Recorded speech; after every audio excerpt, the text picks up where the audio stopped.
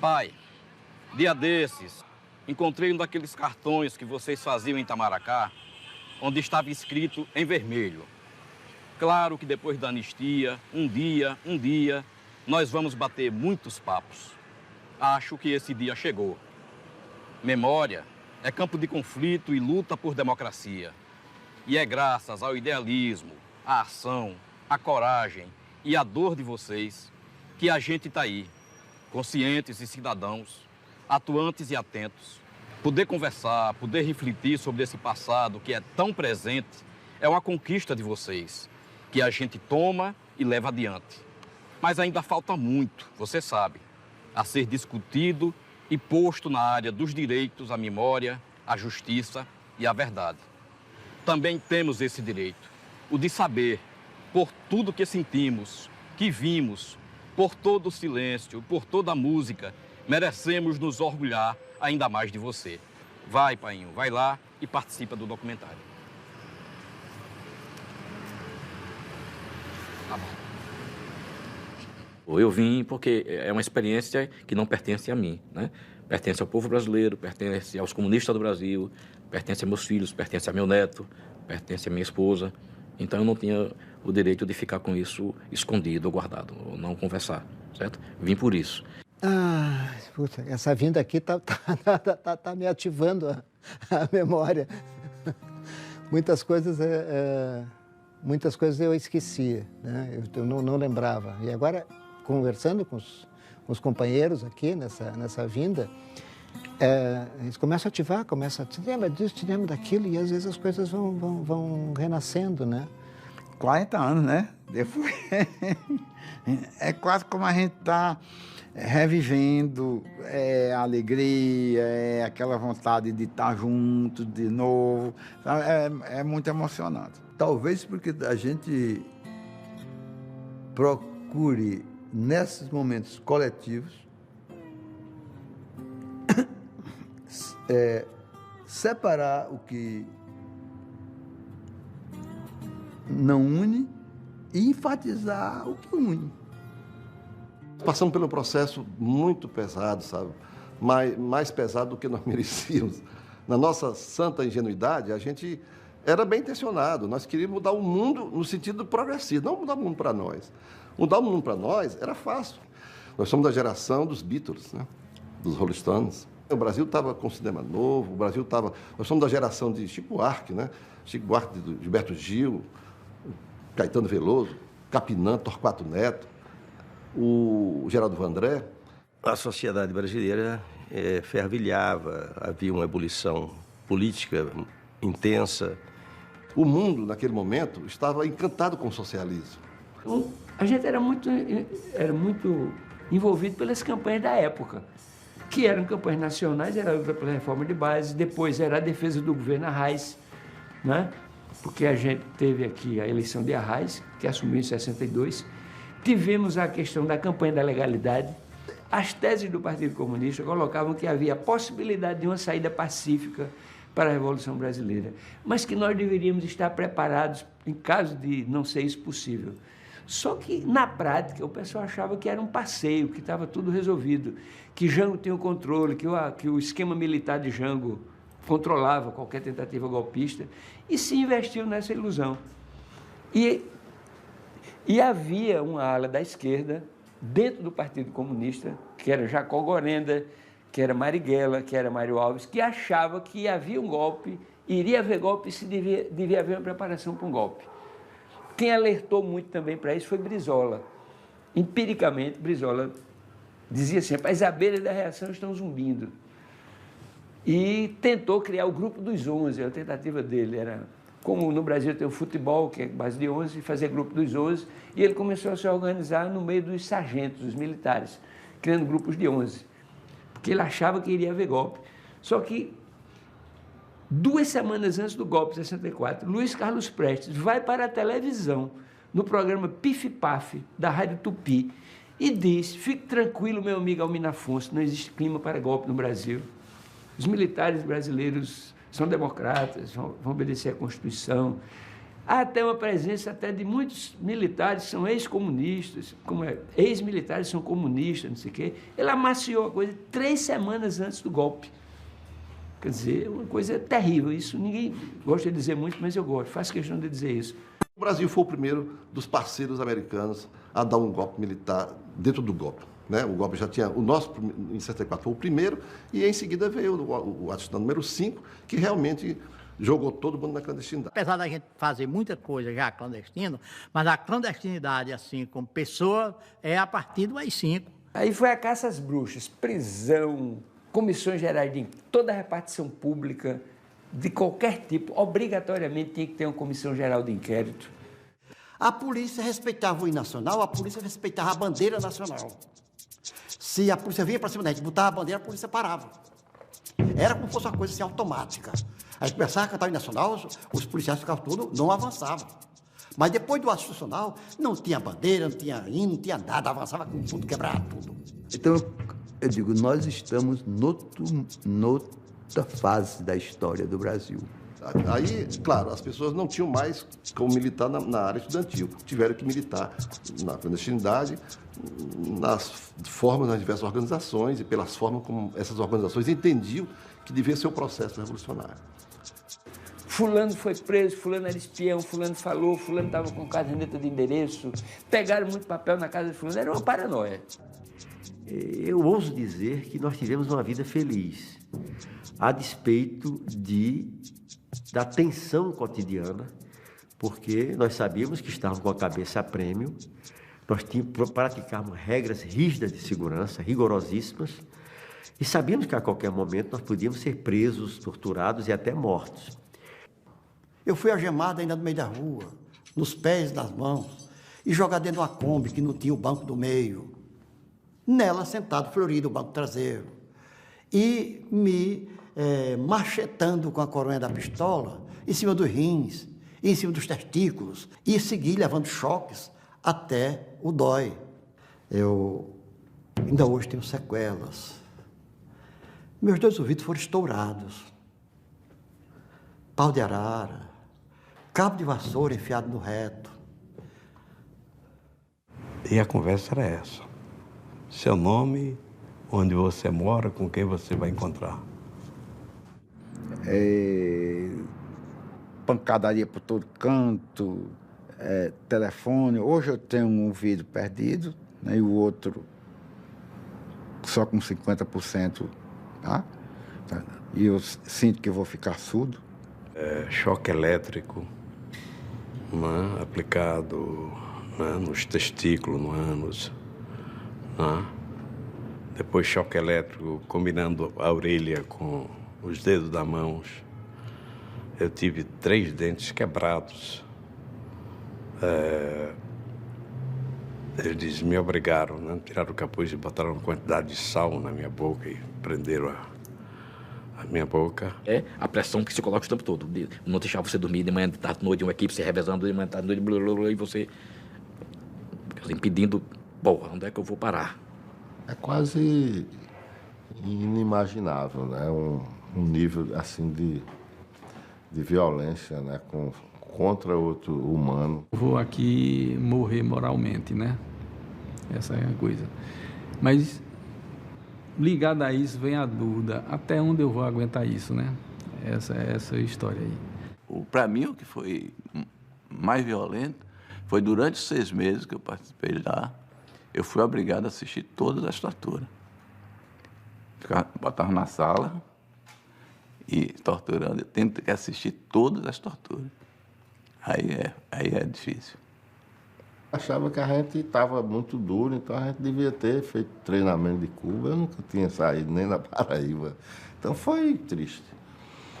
E ficaram gozando, depois que minha perna quebrada, eu fiquei 11 dias, né, com a perna sem nenhum cuidado. E quando eu cheguei no hospital, o cara ficou gozando, que isso é só come farinha, negócio nordestino, farinha com rapadura. Era um cara do Ceará, o torturador, né? A estrutura física também de cada um é fundamental, porque tem caso de pessoas que simplesmente não falou, saiu lá morto, mas não falou, né? Se você der uma de ficar calado, não falar nada, eles terminam te matando, tá? Então, qual foi a minha estratégia, tática? Né? Falar sobre aqueles que já tinham sido presos. Quem é que conhece? Fulano, sabe que já estava preso. Inclusive, uma coisa que eu tenho certeza é que a maioria dos crimes que a ditadura cometeu, dos assassinatos de preso político, não foram em tiroteios. Eles inventavam tiroteio. Foi muito ruim o estado que eu fiquei de espírito pela derrota, de arrancar informação na tortura. Porque nós somos preparados para dar a vida e não dar a informação, certo? Não é que o cara seja traidor, que seja uma revista, não. É uma condição da natureza dele de não resistir a um nível de suplício, não é? Que é uma coisa muito, muito estranha, né? Só quem passou tem mais ou menos a dimensão do que leva, não é? E pessoas que entram em pânico, então ficam totalmente na mão do torturador e ele faz, e eles fizeram, né, com alguns. Com os anos é que você vai recompondo o senso, né, e a avaliação do que aquilo significou, né, e você vai se recuperando. Mas eu saí do processo de tortura, o bagaço, destruído. Política, moral, né, pessoalmente, o bagaço. Um ser humano que você sente-se o pior trapo da humanidade. Eu fiquei assim. Aí agora tá hora da turma de trás começar a morrer, porque aqui já morreu. Aqui é de baixo. Olha o buraco aqui. Não, por enquanto tá aí, viu? Cadê minha máquina? Alguém fica com a foto. Eu vou tirar o chapéu.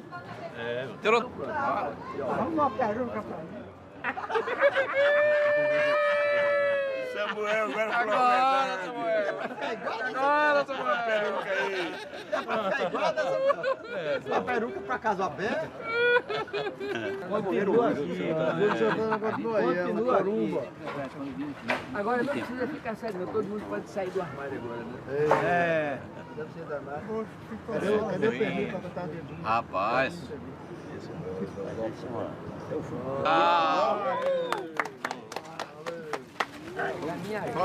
Agora é difícil levantar, viu? Vamos levantar aqui. Aí duro. Quando você está preso, não sei se o pessoal disse isso aqui, mas coisas pequenas se transformam numa coisa grande. Às vezes um livro que você deixou no local errado, ou então você não era encarregado de lavar e deixava uma gordurinha, coisas pequenas.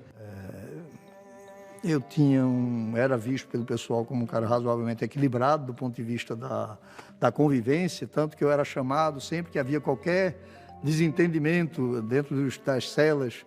Mas chama Chico e Assis, Mago Assis, na época. O Mago Assis, que ele aí convive, não tem problema nenhum. E eu realmente ficava convivendo com os caras que podiam ser vistos como mais problemáticos, porque eu tinha mais paciência e mais tolerância.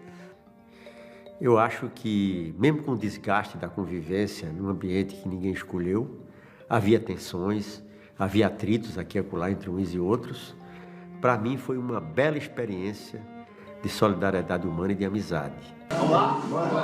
De pé, ó vítima da fome, de pé, famélicos da terra, aí a razão hoje consome, a crosta bruta que a terra. Primeiro a gente começou a sentir que a Força Armada estava abrandando, que o presidente Figueiredo ameaçava os colegas e daqui uns dias a gente sai. E foi assim mesmo. Aí peguei minha filha, a gente se despediu, o pessoal ficou cantando a Internacional, sabe? Sempre uma festa quando saía um, né? Mas também tristeza que a gente está se distanciando dos colegas. Sabe? É aquele misto de alegria por estar saindo e tristeza por estar deixando os companheiros lá. Nós íamos lá de pé, ó, vítimas da fome, de pé, famélicos da terra. A ígnea razão ruge, consome a crosta bruta que é a sua terra. Então, saímos cantando lá E era um momento, de fato, muito comovente. Quando chegou o alvará, ainda ameaçaram. Você não pode, durante esse tempo, esses 4 anos que falta para completar a pena, você tem que vir todo mês aqui. Só eu não fui nenhuma vez. Eu já estava solta demais. Eu saí, a gente parou ali em Itapissuma, né? E disse, vamos tomar uma cerveja, porque 4 anos e meio preso, o cara tem direito, pelo menos, de tomar uma cerveja. Aí tomamos uma cerveja, conversamos ali, etc. E viemos para a cidade. Aí nós começamos a andar na Conda Boa Vista, e eu achando a distância muito longa. Porque eu passei um tempo grande num espaço muito pequeno. 20 de março de 79. Foi logo depois do almoço, aí bateram na grade, o carcereiro, arruma as coisas. Ninguém sabia de nada, eu tinha tido visita no sábado, né, tomei um susto. Eu estava anistiado, meu não saiu dos primeiros anistiados. E nada, todo dia. Então, esses 2 meses foram os piores, foi pior do que o tempo todinho da prisão, que foi um massacre emocional. No dia que eu deveria ter saído, eu vim de Itamaracá até ali a Guararapes, mas era dia do funcionário público. Aí eu voltei, dormi uma noite na cadeia para sair no outro dia. Eu era o primeiro preso que ia sair mediante o mecanismo da nova Lei de Segurança Nacional. Aí a Globo, Movimento da Anistia, todo mundo lá. Aí quando eu chego lá, o Major Siqueira pega minhas penas todinhas, o juiz manda com alvará de soltura e diz, não, tem uma pena aqui que ele não cumpriu. Eu sabia que era uma resistência miúda dele, né? Aí eu volto para a cela. Todo mundo esperando, eu volto para a cela. Isso foi 6h30 da noite, mais ou menos. Aí sai no noticiário do jornal, aquele jornal das 7 horas, as cenas. Esse político, Marcelo Maia de Mello, não saiu, voltou, não sei o quê. Então, quando é 11h30 da noite, eu estou lá na cela e vejo o noticiário da Globo. Os caras pegaram a imagem, acabou de sair da prisão, e eu assistindo. Acabou de sair da prisão, Marcelo Maia de Mello, com as cenas tudinho, e eu assistindo. Aí, logo em seguida, vieram, né? Essa dualidade, quer dizer, né? Esse choque, né? Quer dizer, você sente aquela alegria, né? Em sair e, ao mesmo tempo, saber que companheiros ainda estão lá presos, né? E é até difícil explicar para as pessoas. Sair da prisão e não conseguir incorporar o espaço, né? Quer dizer, você está solto, você está na rua, mas não se integra aquele espaço. Aquele espaço não. É como se eu estivesse passando, como várias vezes, é a única imagem que eu consigo, como se eu estivesse saindo da prisão, no carro, né? Como nós fomos levados várias vezes para a auditoria, no carro, dentro do camburão, vendo a rua. Quer dizer, você está na rua, você vê a rua, mas ela não faz parte.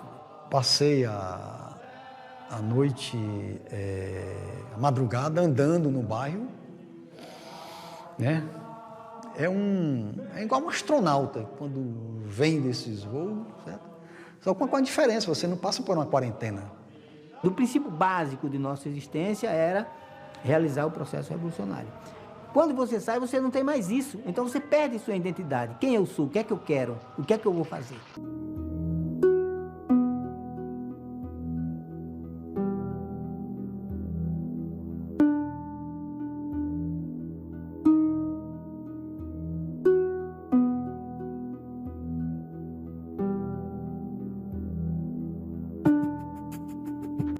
Eu não me arrependo de nada do que eu fiz.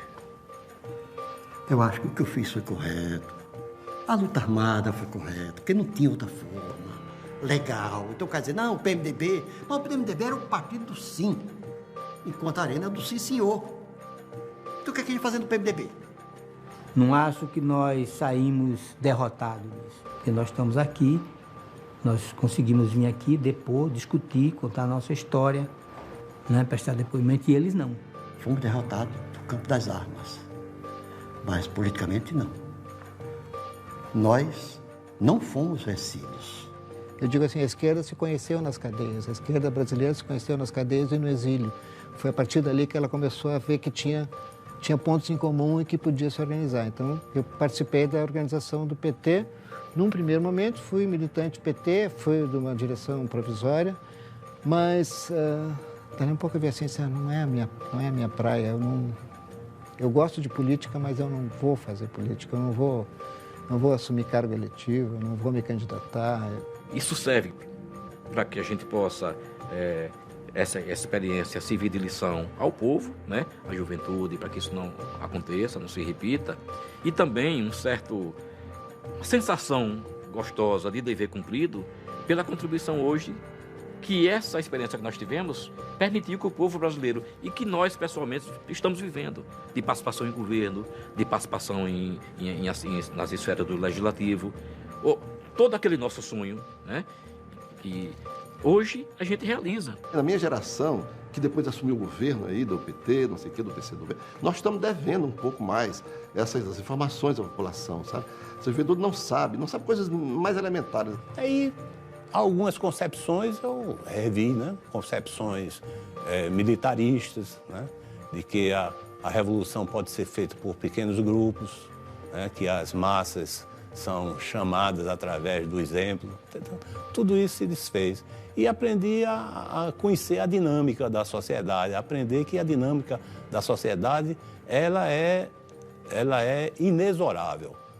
Inclusive, se sobrepondo muitas vezes à vontade, né, dos personagens que estão atuando. Fantasmas nós todos temos, mas eu penso que a militância, quando ela é sempre, ela permite que novas sensações se superponham às sensações dolorosas que passaram. De modo que quando a gente relembra, se emociona, sofre, chora, sorri, mas o que conta no dia a dia não é o passado, o que conta é o presente e o futuro que nós achamos que estamos ajudando a construir. Eu elogio todos os grupos que continuam em atividade, não estou em nenhum deles, mas elogio todos, tem que fazer alguma coisa, mas estudem, discutam a realidade, não façam nada em cima de coisas do passado, usem o passado como exemplo positivo e negativo, vejam os erros do passado que foram cometidos, para que não se cometa de novo, para que a gente tenha um mundo mais feliz, com um caminho menos sangrento do que a gente teve até hoje.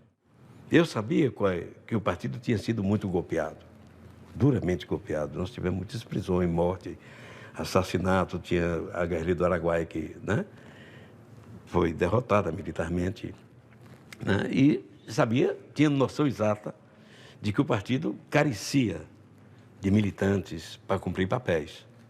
Então, quando eu saí, a minha primeira preocupação é o seguinte, foi me apresentar ao partido. Quando eu conto essa história mesmo, eu já conversei com os meus filhos, eu conto como uma parte da minha vida. Claro que tem aquela história de dizer, olha, eu fiz isso, não estou arrependido do que fiz, passei por isso, e eu acho que isso é a vida de todo mundo, né? Não me considero também que fiz nada demais. Olha, nós somos um produto do meio onde nós estamos. Nós chegamos na sociedade, nós exercemos a nossa crítica, nós temos uma ética, né? Então, a gente faz as coisas, faz dentro dessa ética que você acha certo. E não me arrependo nada disso, né? O sistema capitalista é um sistema que precisa, em certos momentos, abandonar completamente todos os valores que pregou na Revolução Francesa, liberdade, igualdade, fraternidade, porque acima de tudo isto está a lucratividade, a acumulação. Então eu não consigo olhar para essas pessoas com ódio delas. O meu ódio é dirigido ao sistema, porque é ele que, de fato, é responsável. Não que eu acho que essas pessoas não devam pagar pelo que devem pagar. Não é dizer, elas foram vítimas também do sistema. Não. Elas têm um papel individual nessa história. E elas devem ser punidas para que se saiba que as pessoas que servem ao sistema, ao limite mais abjeto da condição humana, devem ser punidas pelo erro que cometeram. Olha, eu não sinto nenhum rancor, e também nenhuma compaixão. Eu sinto que, inclusive, eles são, de certo modo, marionetes, entendeu? Porque os principais responsáveis pelo sistema de tortura é o próprio regime de exceção, certo? Os torturadores são meros executores. Quantas crianças não morreram de fome? Não é?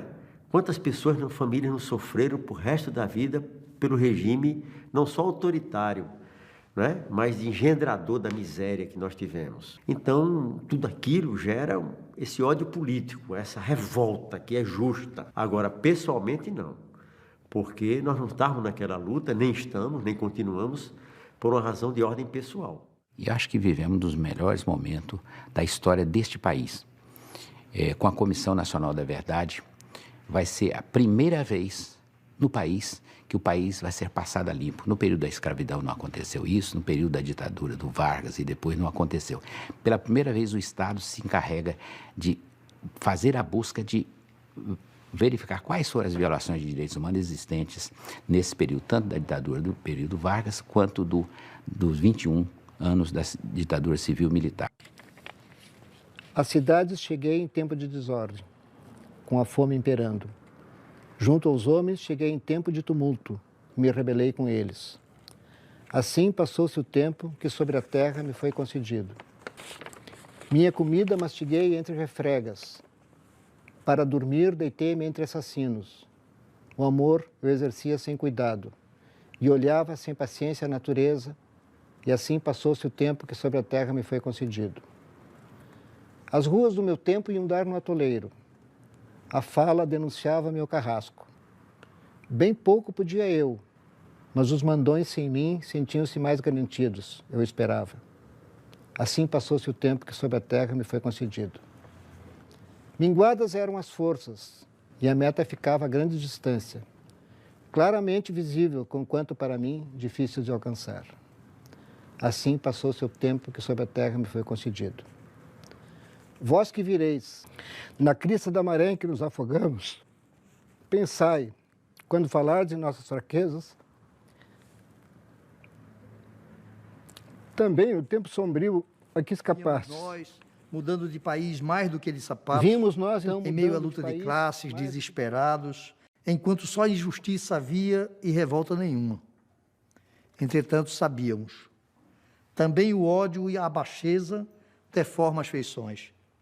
Também a ira pela injustiça torna mais rouca a voz. E nós, que queríamos preparar o terreno da amizade, nem mesmo amigos viemos a ser. Mas vós, quando chegar o momento do homem ser parceiro do homem, pensai em nós com simpatia. Com simpatia.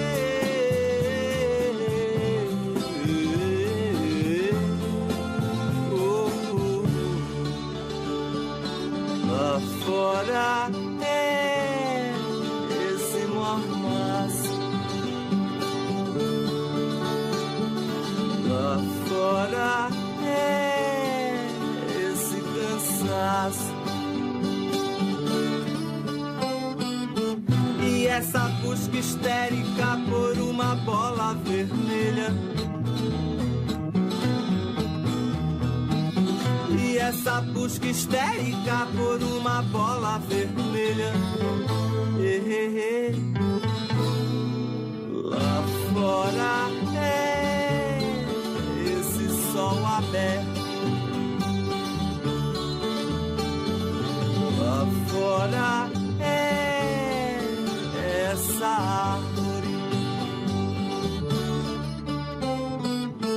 E o silêncio costurado na boca de um guarda. E o silêncio costurado na boca de um guarda.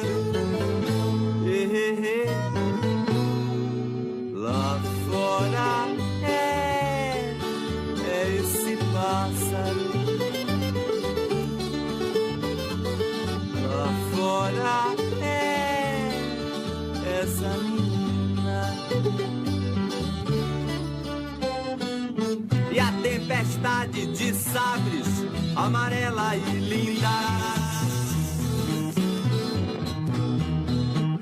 E a tempestade de sabres, amarela ainda.